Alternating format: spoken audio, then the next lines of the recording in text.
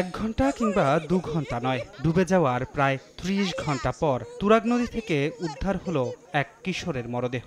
পরিবারের কনিষ্ঠ এ সদস্যের মৃত্যুতে শোকের মাতম। শুক্রবার দুপুরে রাজধানীর মিরপুর বেড়িবাঁধ এলাকায় খেলতে যায় 15 বছর বয়সী শাহিদ হাসান নীরব। খেলা শেষে বন্ধুদের সঙ্গে তুরাগ নদীতে গোসল করতে নামে সে, তবে সাঁতার না জানায় এক পর্যায়ে তলিয়ে যায়। এরপর শুক্র ও শনিবার দুদিন দিনের আলোয় উদ্ধারের চেষ্টা করেও ব্যর্থ হয় ফায়ার সার্ভিসের ডুবুরি দল। অবশেষে শনিবার রাতে মরদেহ ভেসে উঠলে সেটি উদ্ধার করেন স্থানীয়রা। এক বন্ধুর সাথে দেখা হয়েছে, বন্ধু বলতেছে তোর আজ বার্থডে ট্রিট দিয়ে যা, তোরে 10 টাকা দিয়ে আসছে। আবার ওর মানে ঘাড় ধরছে, ঘাড় ধরতে পারে না, ঘাড়ের এইভাবে হাতটা ধরছে, হাতটা ধরার পরে যে ধরছে ও নিজেও ডুবে গেছিল। স্বজনদের অভিযোগ, ঘটনার সময় এলাকার অনেকে উপস্থিত থাকলেও নীরবকে বাঁচাতে এগিয়ে আসেননি কেউ। ফায়ার সার্ভিসও অনেক দেরিতে আসে বলে অভিযোগ তাদের।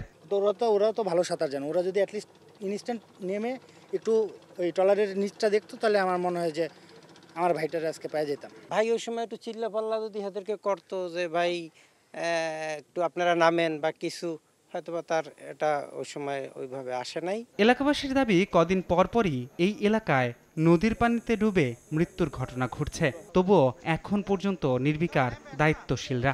এখন এরা হঠাৎ করে আসে, পুকুরে গোসল, নদীতে গোসল করে গভীরে পড়ে মারা যায়। এটা মূল কারণ হইল ওয়াকওয়ে, এবং বিশেষ করে স্কুলের ছাত্রগুলা যদি ব্যানার টানা লাগা দেয় যে এখানে ঝুঁকিপূর্ণ, এখানে বাচ্চারা নামবেন না। নিহত নীরব স্থানীয় একটি মাধ্যমিক বিদ্যালয়ের 9ম শ্রেণীর শিক্ষার্থী ছিল। ধ্রুব ব্যানার্জি, সময় সংবাদ, ঢাকা।